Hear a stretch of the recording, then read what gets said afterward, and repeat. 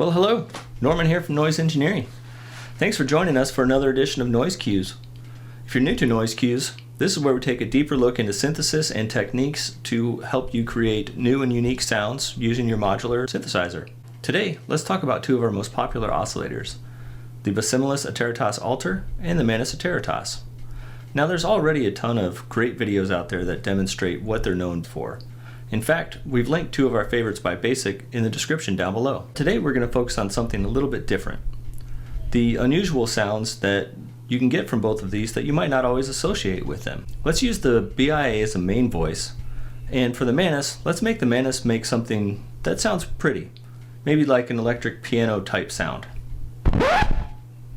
Wait, you mean the Manus can sound pretty and the BIA can be not drums?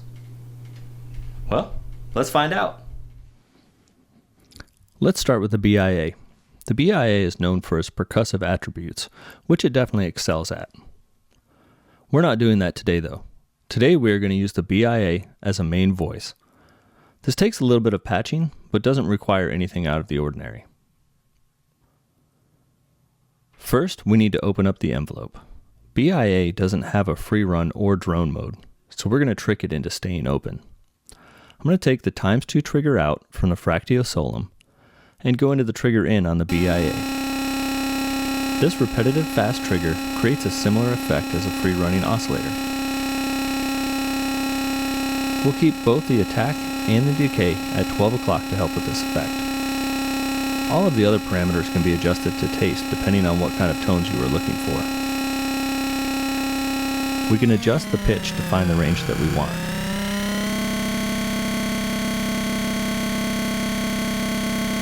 And then, just send a CV sequence from your favorite sequencer to the pitch in.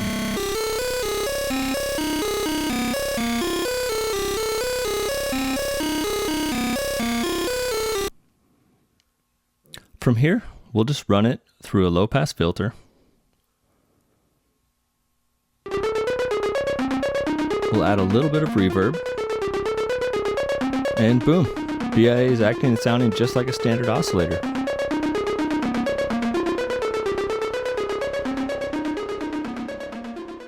Now for the MI. The MI is known for its grittiness from those super saws. But that's not where we're going today. Today we're going to make the MI sound pretty.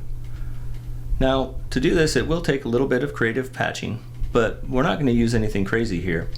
In fact, all of the modules that we're using can be found in a standard modular system. Let's start with the parameters on the MI. Put the envelope knob at about 1 o'clock. This will give us the correct attack and decay for this effect. LPF will set at about 11 o'clock, Bash at about 1 o'clock, and the other three knobs will be fully counterclockwise. We'll put both switches all the way to the right. To start with, we're going to take the gate from our sequencer and we'll go into a mult.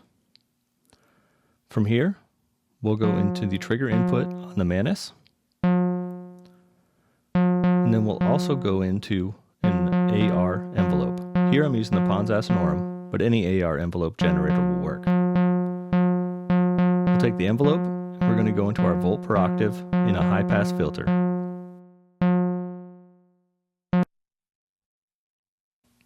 We'll then take the output of the Manus, go into our filter, and from the filter, back into the mixer. Next, we'll take our sequence from our sequencer and go into our pitch. To get this desired effect, we'll want a fairly high sequence from the sequencer.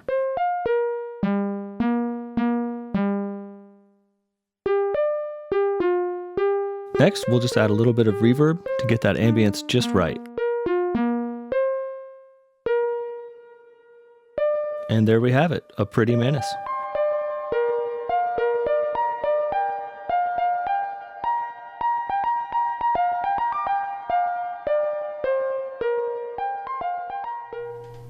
Thanks a lot for hanging out with us today.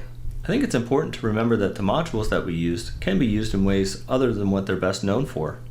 Take some time to explore what you have and try to come up with some new and interesting sounds. One of my favorite exercises is, let's see if we can make this thing do what it's not supposed to do. If it's something that creates normally a pretty sound, I'm going to try to make it nasty. If it's something that's nasty, I'm going to try to make it pretty. Now just remember that sometimes you get a great sound right away. Other times, it does take a little bit of tweaking to find that sweet spot.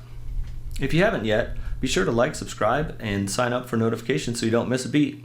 Thanks again for hanging out, and we'll see you next time on Noise Cues.